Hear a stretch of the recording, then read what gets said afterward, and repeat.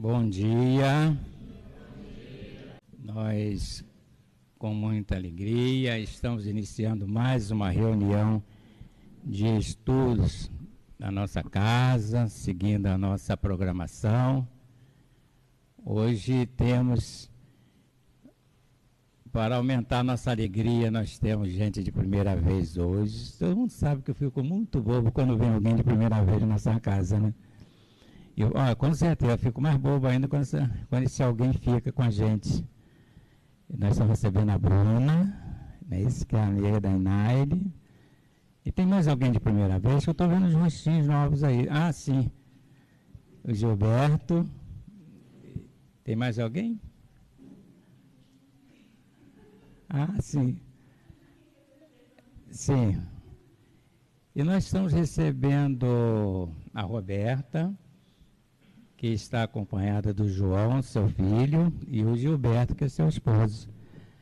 A Roberta veio hoje, atendendo ao nosso convite, fazer a palestra para nós, que é um tema do Evangelho, e um tema também, como os demais, esse é um tema muito importante e necessário para a nossa reflexão, que é o tema vingança. E ela então abordará essa mensagem que está no Evangelho. Ela fez a sua interpretação e vai trazer para a gente. A gente está muito feliz com isso, sejam todos bem-vindos. E vamos então iniciarmos a nossa reunião. Como sempre fazemos, também para aguardarmos aqueles que estão chegando ainda, né, ocupar os assentos, nós vamos fazer a leitura de uma página que está no livro Vinha de Luz, assinada pelo Espírito Emmanuel, pela psicografia de Chico Xavier. É um comentário que o Espírito Emmanuel faz sobre a seguinte colocação, a seguinte citação de Paulo, na segunda carta aos Coríntios. Disse Paulo assim: examinai-vos a vós mesmos, se permaneceis na fé. Provai-nos a vós mesmos, disse Paulo. Eu não sei se é da luz também que está dificultando, e a catarata também, que acho que está aumentando. E na mensagem, Emmanuel deu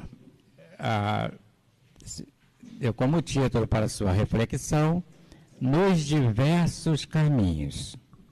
Emmanuel comenta assim essa citação de Paulo: diversas atitudes caracterizam os estudantes da revelação nova. Os que permanecem na periferia dos ensinamentos exigem novas demonstrações fenomenológicas sem qualquer propósito de renovação interior. Aqueles que se demoram na região da letra estimam as longas discussões sem proveito real.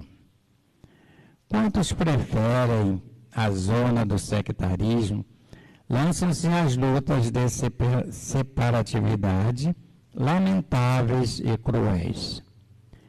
Todos os que se cristalizam no eu, dormitam nos petitórios infindáveis, a reclamarem proteção indébita, adiando a solução dos seus problemas espirituais. Os que se retardam nos desvarios passionais, rogam alimento para as emoções, mantendo-se distante do legítimo entendimento. Os que se atiram às correntes da tristeza negativa gastam o tempo em lamentações estéreis. Aqueles que se consagram ao culto da dúvida perdem a oportunidade da edificação divina em si mesmos, convertendo-se em críticos gratuitos, ferindo companheiros e estraçalhando reputações. Quantos se prendem à curiosidade crônica, borboleteiam aqui e ali, além do trabalho sério e necessário. Aqueles que se regozijam na presunção, passam dias urzindo o próximo, quais se fossem inquisidores permanentes do mundo. Os que vivem na fé, contudo, acompanham o Cristo, examinam a si próprios e experimentam a si mesmos, convertendo-se em refletores da vontade divina, cumprindo-a fielmente no caminho da redenção. Passamos em seguida para a Roberta, lembrando que a Roberta é trabalhadora, diretora hoje, né, Roberta? Está como diretora da Sociedade Espírita Antenor de Paula Carneiro, ali em Mesquita, uma instituição muito querida nossa, e a Roberta também, pessoa muito querida nossa.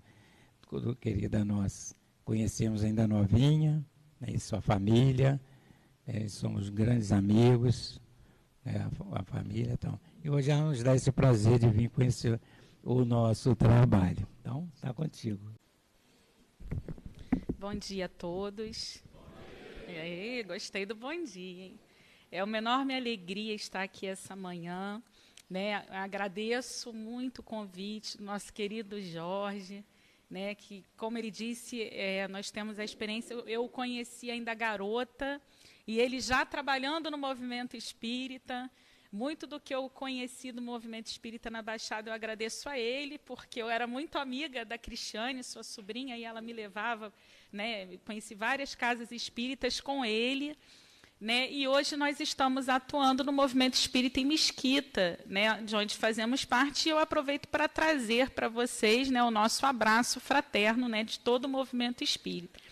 E dizer que desde que eu entrei na casa, eu me senti assim envolvida por uma onda de muita harmonia, né, de muita paz. Eu cheguei a me emocionar mesmo de ver a grandiosidade do trabalho. Então, parabenizar todos os diretores, todos os trabalhadores da casa, né, e parabenizá-los por esse trabalho tão belo que vocês têm realizado aqui. Quando fui convidada, nosso amigo falou assim, vou te sugerir um tema. E ele falou, vamos falar sobre a vingança, que é um tema que está lá no Evangelho. E pensando em como nós poderíamos estar abordando o tema nessa manhã, eu me recordei de uma palestra que eu assisti do nosso querido Divaldo Pereira Franco, em que ele narrava uma história contida num livro chamado Sunflower. E nesse livro é um sobrevivente, né, dos campos de concentração durante a Segunda Guerra Mundial. Ele narra toda a sua trajetória de luta para a sobrevivência. E, ao narrar a sua trajetória, ele conta que toda a sua família havia sido dizimada durante aquele período de guerra. E ele, já sobrevivente, buscando reerguer-se de todo aquele trauma e toda aquela violência psicológica sofrida, ele, certa feita, se depara com um convite. Havia um soldado alemão, já com vários ferimentos, que estava hospitalizado. E esse soldado, diante de toda aquela barbárie, ele havia pedido que trouxessem até ele algum judeu. E esse judeu, de nome Simon Weiserton, foi escolhido para ir até este soldado alemão. E quando ele chega diante do leito desse soldado ferido, o soldado simplesmente vira para ele e diz, me perdoe por todos os males causados a você e à sua família, a todos os males causados aos seus irmãos, e pede perdão. E naquele momento, ele escuta aquele pedido de perdão, mas ele não consegue responder nada. Ele se mantém em silêncio e ele se retira. E ele narra essa situação nesse livro. E a pergunta que eu trago para a gente refletir um pouquinho é, e se fôssemos nós? E se fosse com a nossa família? Se houvesse algum dano a alguém da nossa família e a pessoa responsável por esse dano nos procurasse depois para pedir perdão, seríamos capazes de perdoar?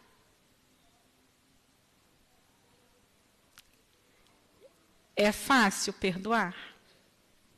Difícil, né?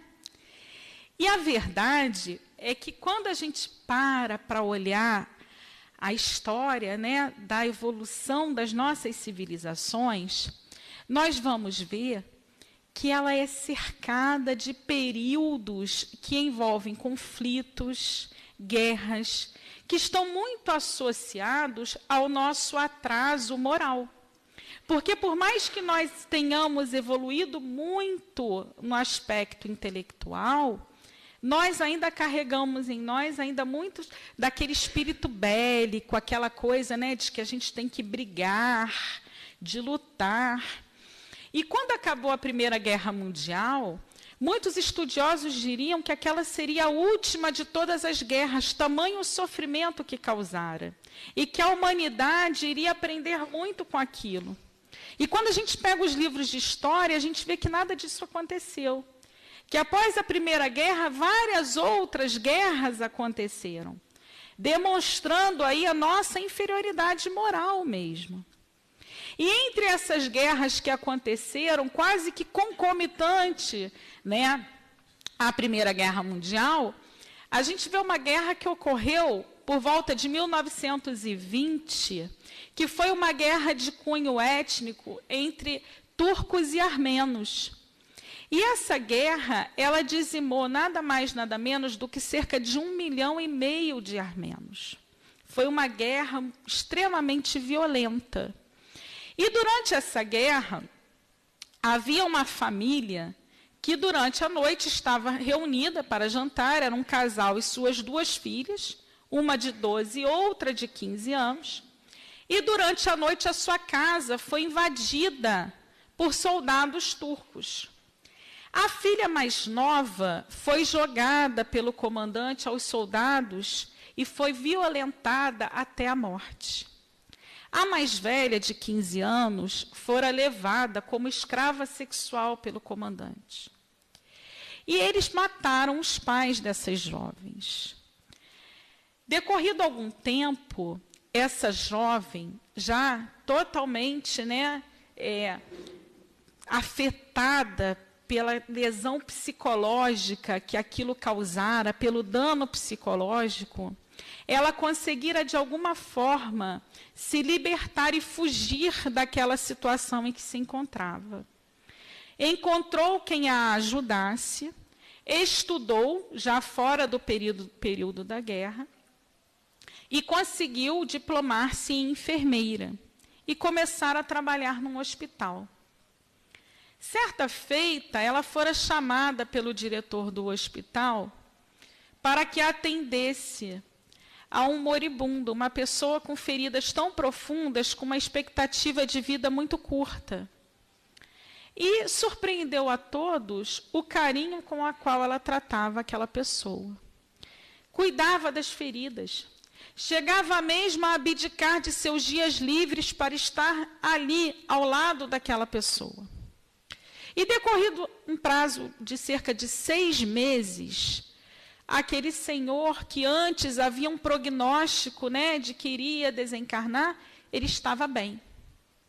Estava bem. E como ele era um general turco renomado, ele voltou ao hospital para agradecer o diretor por sua vida. E o diretor, tendo-o recebido, falou, não, mas o mérito não é só nosso enquanto instituição. O mérito é de uma enfermeira devotada que temos, que abdicou até mesmo de seus tempos livres para estar ao seu lado, curando as suas feridas. E ele, então, pediu que chamasse a enfermeira para que ele pudesse agradecê-la pessoalmente. E quando a enfermeira chega até ele, eles trocam algumas palavras e ele repara um certo sotaque. E ele pergunta, você não é turca, certamente? Pois não, meu senhor, sou armena. E ele diz, estive na Armênia durante a guerra. E ela diz, pois bem, lembro-me bem do senhor. Estava eu com minha família sentada durante uma refeição, quando o senhor e sua tropa invadiram minha residência e dizimaram toda a minha família. Primeiro, atiraram contra meus pais. Em seguida, pegaram minha irmã e violentaram-na até a morte. Quanto a mim, levaram para um lugar horrível, onde também fui violentada durante muitas vezes. O Senhor não tem noção do estrago psicológico que me trouxeram. Era algo que era além da carne, era a alma. Era como se tivessem tirado qualquer sentimento de mim. Já não conseguia sentir nada. Durante aquele período, senti-me um nada e fui tendo ali grande ódio em meu coração. E alimentou-me o sentimento de vingança. Eu imaginava que se em algum momento da minha vida eu tivesse a oportunidade de escapar, eu iria levar até vocês que me causaram tanta dor, o mesmo sofrimento que causaram a mim e a minha família. E eu consegui fugir, fui amparada, consegui estudar. E as circunstâncias da vida fizeram com que me deparasse com um senhor moribundo, dependente dos meus cuidados aqui neste hospital. Não devo negar que o primeiro sentimento foi de que teria ali a oportunidade de me vingar. Mas, meu Senhor, ao longo dessa minha existência, eu tive a oportunidade de encontrar algo novo. Eu encontrei o Sermão da Montanha. E descobri que havia uma pessoa chamada Jesus Cristo, que ensinou que nós deveríamos amar uns aos outros, que nós deveríamos ser capazes de exercitar o amor acima de tudo. E o amor verdadeiro, ele implica em sermos capazes de amar o outro mesmo diante de suas dificuldades. E aí, eu resolvi que eu iria ter uma atitude cristã diante do Senhor. Então, a cada chaga, a cada dor, eu estava ali ao seu lado para cuidar, por obrigação moral, como cristã que sou. E fiz o melhor que pude. E posso dizer, Senhor, que hoje eu o perdoo por tudo que causou à minha família. Então, essa história, que é verídica, ela nos mostra o quanto, o cristianismo nos traz enquanto ferramenta e proposta de renovação moral. Porque aqueles que carregam em si o sentimento da vingança, a mágoa, na verdade trazem para si também desequilíbrio, inquietação, tormenta, muito mais do que para o outro. Porque, na verdade, tudo aquilo que a gente deseja para o outro espera em retorno para nós. Então, à medida em que nós conseguimos desapegar desse sentimento sombrio e negativo, nós nos sentimos mais leves. E isso não é apenas o Espiritismo que nos dá. As bases científicas nos mostram isso. O avanço da neurociência nos mostra isso. Se nós fizermos uma busca em sites de dados científicos, existe uma base chamada PubMed, que ela reúne periódicos científicos de diferentes áreas. Se nós jogarmos lá o termo em inglês associado a perdão, que quer dizer forgiveness, e nós lançarmos lá, nós vamos ver várias revistas científicas em que foram realizados estudos sérios, em que mostram a melhora para quadros depressivos, para quadros de ansiedade, naqueles que conseguem trabalhar esse sentimento de perdão, dissipar mágoas interiores que carregamos. Porque muitas vezes o que nós temos de mágoa, de rancor em relação ao outro, é um sentimento resultante de falsas expectativas que nós estabelecemos em relação ao outro. Porque muitas vezes nós esperamos que o outro tenha determinados comportamentos em relação a nós, sem entender que o outro, assim como nós, é um espírito em evolução, que também tem pontos fracos, que também ainda está se aprimorando, buscando um desenvolvimento. E que assim como nós queremos que as pessoas olhem para nós e entendam as nossas imperfeições, com empatia, nós temos que ser capazes de olhar para o outro e entender que na sua atual estrutura evolutiva, ele ainda não é capaz de nos proporcionar aquilo que nós almejamos. E aí Jesus vem com toda a psicologia do amor e nos diz assim, mas nós precisamos amar. E muitos dizem assim, mas isso é difícil, né? É difícil em vários aspectos. Primeiro, porque por mais que a gente leia, a gente estude, a gente ainda não consegue entender plenamente o que significa a palavra amor. Eu poderia agora perguntar para vocês assim, gente, o que é o amor? Cada um ia dizer uma coisa. Eu poderia perguntar para vocês assim, qual é o maior ou melhor exemplo de amor que nós temos na Terra? Aí alguns poderiam dizer assim, é o amor de uma mãe por um filho. E se eu dissesse para vocês que o amor de uma mãe para o filho não é ainda o exemplo de amor que Jesus ensinou? Aí vão dizer assim, mas como não? Uma mãe abre mão de tudo por um filho e tal. Mas é justamente isso. Esse é o problema. O amor que nós nutrimos por nossos filhos, é óbvio que tem as exceções, mas muitas vezes ele é um amor egoísta, né? Eu costumo brincar que é assim, quando o nosso filho apronta, a gente diz assim, ele está num mau dia. Quando é o filho do outro, a gente fala, nossa, mas fulano é tão mal educado, não é? Eu fui numa reunião de pais na escola do meu filho uma vez, que a mãe virou, levantou o dedo e falou assim, mas se eu soubesse que o material escolar era para ser dividido para todas as crianças, eu não tinha comprado a marca tal da pasta de dente. Ou seja, para o filho dela era o melhor, para os outros podia ser qualquer um.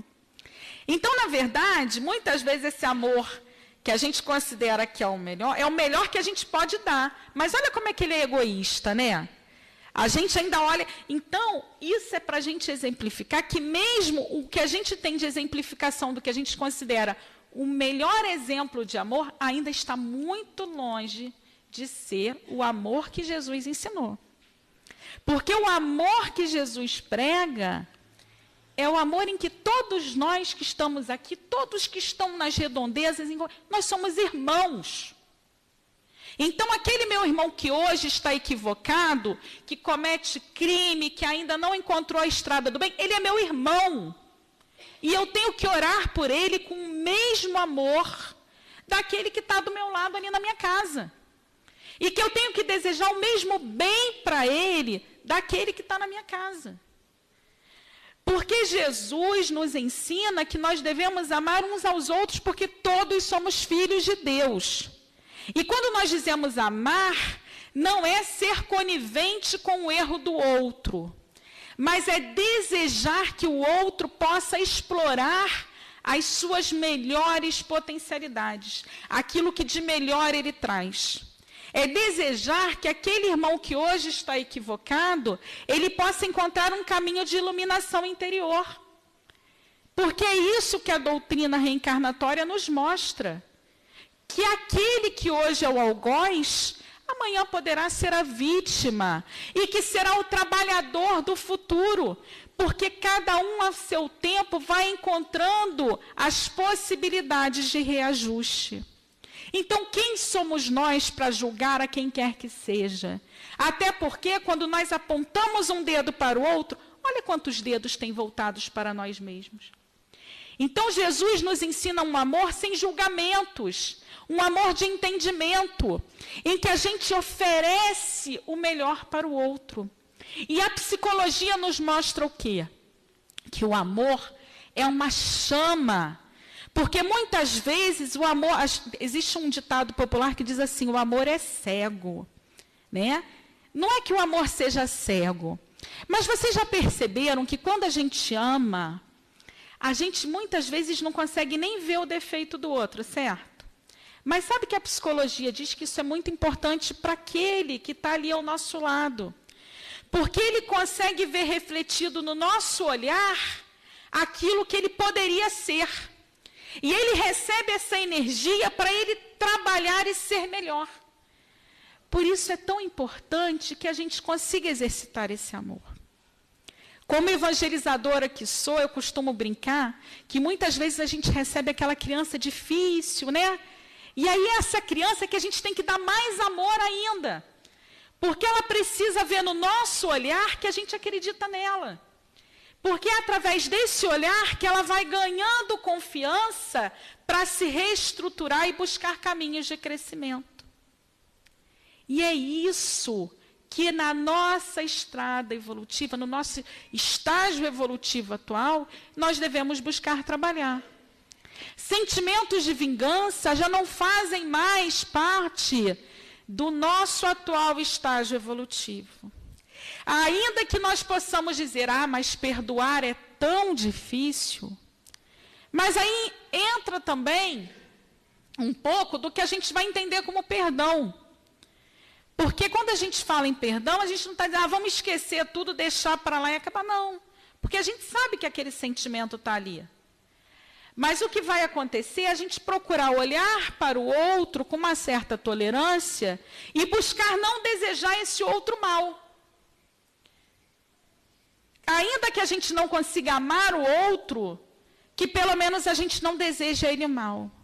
Que a gente possa ser capaz de, durante as nossas vibrações, elevar os nossos pensamentos e pedir aos nossos mentores espirituais que fortaleçam para que ele perceba as suas dificuldades e que ele possa superá-las.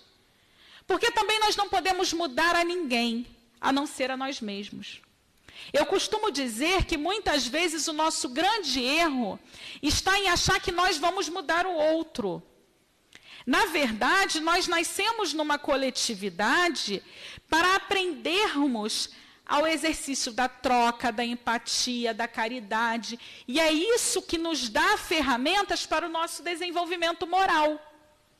Entretanto, o nosso crescimento, ele é individual.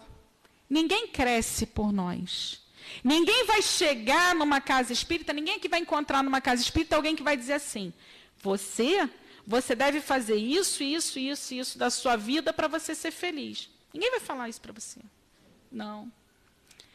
Na casa espírita, nós vamos encontrar uma doutrina renovadora, de iluminação interior, que vai nos dar as ferramentas para que nós próprios, de forma individual, cada um ao seu tempo, encontremos essas ferramentas de progresso e iluminação. E esse exercício é muito individual, porque cada um de nós é um histórico de vivências e de passagens que é muito peculiar. Por mais que estejamos todos neste planeta de provas e expiações, cada um que está aqui veio com uma determinada missão, uma determinada tarefa, ou mesmo uma determinada prova, por que não? Mas que é hoje o reflexo de tudo aquilo que já viveu nessa e em outras existências. Então, cada um de nós é um cabedal de vivências que juntas, agrupadas, se reúnem e promovem o desenvolvimento de toda a coletividade. E é importante que cada um de nós busquemos ser o melhor que possamos ser. Que possamos ser capazes de ofertar a esse mundo um olhar de generosidade e não um olhar sombrio.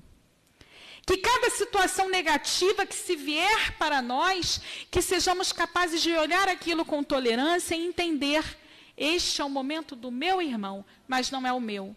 Então, não alimentarei em mim sentimentos de vingança, ódio, rancor ou mágoa, pois isso irá afetar muito mais a mim do que a ele. Porque ele continuará sendo exatamente quem ele é, ou ela, né? Mas eu posso me modificar. Eu posso transformar os sentimentos que permeiam a minha existência. Então, se eu ligo a minha televisão de manhã e eu vejo lá no noticiário um monte de coisas negativas, e se eu entro naquela atmosfera mental e começo a desejar mal a todos aqueles que estão lá no noticiário cometendo os crimes e tudo mais, o que eu vou fazer? Eu vou alimentar a psicosfera do meu planeta com essa onda mental negativa. Eu vou alimentar o ambiente do meu lar com o desequilíbrio que o noticiário está trazendo, e vou alimentar a minha própria existência, o meu próprio corpo físico dessa energia deletéria. Então, agora, se eu sou capaz de ouvir o noticiário de manhã e falar, nossa, estamos num momento de transição, temos uma crise ocorrendo, mas vamos trabalhar para que isso não aconteça mais. Vamos trabalhar lá no trabalho social para evitar que os nossos jovens se envolvam na criminalidade. Vamos trabalhar oferecendo o melhor exemplo que pudermos e conseguimos tirar dali ferramentas para o nosso progresso e o progresso de todos que estão ao nosso redor, ok. Mas se eu ainda não sou capaz de fazer isso, é melhor que a gente nem ligue a televisão de manhã. Para que a gente não alimente ainda mais os nossos ambientes com sentimentos negativos. Então, a nossa missão enquanto espíritas hoje é muito maior do que simplesmente nós estarmos colocando em prática, né? Estarmos distribuindo 1 quilo de alimentos, ou cuidando da fome, ou dando, né, a beber a quem tem sede. Isso é verdade, mas é numa conotação muito mais profunda. É através da informação consciente. O alimento que nós devemos fornecer não é só o material, mas é o espiritual, é o despertar das consciências, é mostrar que cada um de nós que fazemos parte desse planeta temos um papel vital. Então, muitas vezes, aquela pessoa que é uma dona de casa, um trabalhador modesto, acha assim, mas eu não tenho nenhum papel de destaque neste mundo. Todos nós temos papéis de destaque neste mundo. E é isso que a doutrina mostra. Primeiro, porque todos nós somos protagonistas da nossa própria história. Somos nós que vamos definir o nosso futuro. E daqueles que estão à nossa volta, porque o exemplo arrasta muito mais do que palavras. Eu posso ficar aqui 1, 2 horas falando o que está na doutrina, mas se eu não vivenciar aquilo no meu dia a dia, de nada adianta. E o Espiritismo nos mostra que não bastam só as atitudes, é o nosso pensamento. E a ciência mostra para a gente. O nosso pensamento é a onda eletromagnética, ele se propaga. Então, se eu penso coisas negativas, eu irradio aquilo para quem está ao meu redor. Mas se eu já sou capaz de trabalhar a minha psicosfera na atmosfera do amor, do perdão, do equilíbrio, do bem-estar, eu começo a propagar aquilo na minha casa, no meu ambiente de trabalho, no meu bairro, nas pessoas que estão ao meu redor. E isso vai se refletir na minha conduta, isso vai se refletir nas minhas palavras. E eu passo a ser uma pessoa agradável, as pessoas passam a querer conviver mais comigo, e a coisa vai criando uma onda de renovação, de sentimentos. E é isso que o nosso mundo está precisando. Ainda que estejamos dentro de uma guerra, o que nós precisamos é cultivar a paz. Então, neste momento, se eu pudesse dizer a vocês, meus irmãos, o que eu desejo de melhor a cada um de vocês aqui, eu desejaria paz. Aí alguém diria, mas é possível paz em tempos de guerra? É possível paz ouvindo tudo que a gente escuta no noticiário, ou tudo que a gente vivencia no dia a dia? Sim, porque certa feita Gandhi, né, que todos consideram um grande pacifista, ele fora visitar a África do Sul. E durante o seu trajeto, ele tinha um bilhete para entrar no trem, e um guarda chegou para ele e falou assim, não, o senhor não pode entrar aqui. Havia uma questão de segregação muito grande. E falaram, não, você não pode entrar aqui, o senhor não pode entrar aqui, o senhor tem que ir em outro lugar. E ele posicionou-se calmamente e disse, mas eu tenho um bilhete. E o cara foi ríspido com ele, grosseiro.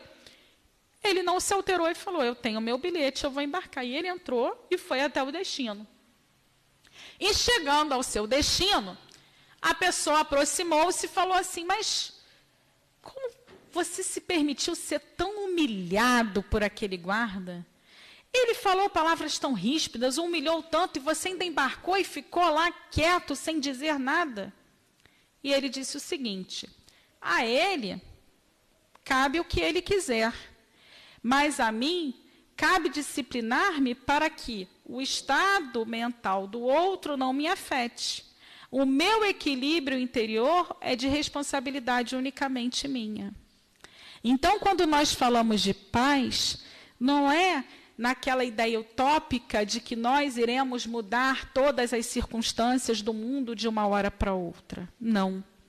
Mas é naquela ideia real e concreta de que cada um de nós possamos exercitar o nosso equilíbrio, as nossas ferramentas, os nossos valores interiores, para que possamos nos sentir verdadeiramente em paz, mesmo diante das dificuldades e das tormentas alheias, externas. Então, é esse o desejo que nós temos e é esse o exercício que nós devemos começar a praticar. Que possamos começar a exercitar isso aos poucos. Muitas vezes, muitos de nós temos companheiros difíceis que nos são colocados ao longo da caminhada e a gente acha que a gente tem que se afastar. Não, pelo contrário. É justamente esse companheiro difícil que precisa, muitas vezes, do nosso exemplo, da nossa tolerância. Mas isso, se a gente se permite, não se deixar afetar pelas questões negativas. Porque cada um de nós tem que ser capaz de saber que nós temos um futuro promissor. Todos nós somos espíritos ainda imperfeitos, viajores, mas na busca da perfeição. E o fato de estarmos aqui num domingo ensolarado, lindo pela manhã, todos reunidos aqui nesse salão, já demonstra, ao menos, um sentimento de que queremos iniciar essa mudança. Esse trabalho de reforma, de autoiluminação. Ninguém vai ser santo de uma hora para outra. Ninguém vai mudar de uma hora para outra. Mas cabe a nós iniciarmos esse trabalho, ainda que em passos de formiguinha. Então, meus irmãos, quando a gente fala do tema a vingança, que está lá no Evangelho, que isso seja para nós somente algo que os nossos irmãos do passado, que muitos éramos nós mesmos ainda lá, né? Vivíamos e era aquele nosso momento evolutivo. Mas que hoje isso já não se faça mais presente em nossa vida. Que a gente não permita que frases como bandido bom é bandido morto façam parte do nosso vocabulário. Porque quando a gente fala isso, gente, isso é contrário a tudo que a gente aprende na casa espírita.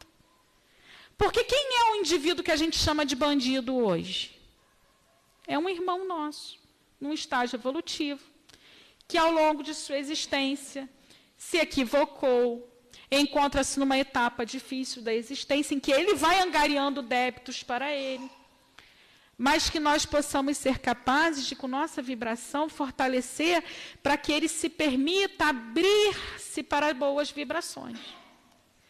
Porque, gente, muitos de nós mesmos que estamos na casa espírita, temos essa dificuldade de nos abrir. Existe um livro de André Luiz chamado Sexo e Destino, e eu lembro de uma passagem que eu li nesse livro que me marcou muito. Esse livro, na verdade, é um romance, né? E nesse romance há um momento da história, em que os nomes que são dados são fictícios, mas é um romance baseado numa história real. E no momento da história, há um envolvimento de um indivíduo que pretende envolver uma jovem numa determinada cilada. E os mentores espirituais dessa jovem tentam, de certo modo, ajudá-la. Então, eles tentam, né, transmitir a ela vibrações para que ela não faça aquilo que ela vem pensando e tudo, mas ela está tão absorta em suas ideias equivocadas que ela não consegue sentir nenhuma daquelas vibrações. Então, eles resolvem que eles vão buscar apoio no seu círculo familiar, no seu ambiente de trabalho. E eles vão tentando buscar apoio, e o que eles dizem é o seguinte: nenhuma antena nenhuma antena disponível. Todos absorvidos ali naqueles problemas, naquelas questões da matéria, ninguém capaz de sentir as nossas boas vibrações. E aí eu trago isso para a nossa vivência espírita aqui. Quantos de nós chegamos na casa espírita e acionamos as nossas antenas? Quantos de nós chegamos aqui e vamos aqui escutar as coisas boas, vamos procurar exercitar, e quando a gente sai por aquele portão, a gente já desliga a antena e a gente passa a trabalhar todos aqueles sentimentos inferiores da matéria e esquece muito do que a gente vivencia aqui. A verdade é que o espírita, ele é um cidadão do mundo e ele é espírita em qualquer lugar onde ele esteja. E não é preciso ser médium ostensivo para colaborar com a espiritualidade. Porque muitas vezes a espiritualidade vai utilizar de nós nas situações corriqueiras do dia a dia mesmo. É aquele nosso amigo do ambiente de trabalho que chega com um problema e a gente sente aquela vibração dos amigos espirituais que vão se utilizar de nós para uma boa palavra, um bom conselho, um bom acolhimento, um abraço, um sorriso. Porque muitas vezes é isso que a pessoa precisa. Mas aí a gente se vê envolvido com outras coisas e muitas vezes a gente sequer olha para aquele nosso amigo que precisa da gente naquele momento.